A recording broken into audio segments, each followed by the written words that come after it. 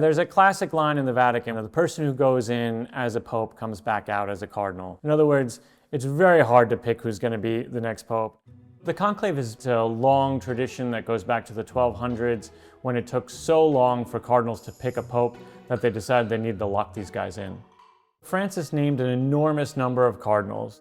Each of these dots represents a cardinal in the college. There's now 252 cardinals, but the rule is you have to be under the age of 80 to vote. Pope Francis didn't just expand the College of Cardinals numerically, he also vastly expanded its geographic reach. There used to be 48 countries represented around the world.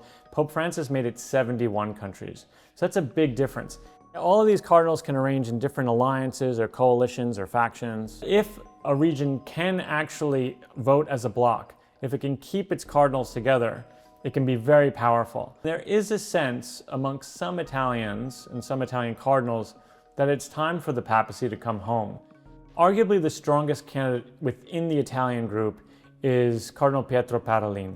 He's the Secretary of State of the Vatican, which means he's really the number 2 guy, and he ran the government. And so he knows absolutely everyone in the church. But there's an unusual criteria that he meets as well. He's 70 years old. And in this case, that might actually count in his favor, because people don't want another very long pontificate. The question is will the Italians be united enough to actually vote as a bloc to make that happen?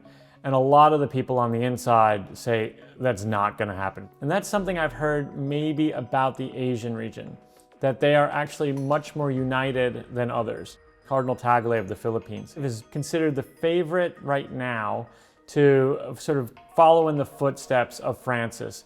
He's more pastoral, he's charismatic, he sings, he dances. A lot of people outside the church might think that it would be really exciting if the papacy went to Africa, and it would be. But a lot of people also think that it would be a sign of a more inclusive church, maybe a more progressive church. Cardinals within the college really don't think that that's the case. They remind us often that the cardinals in Africa tend to be very conservative.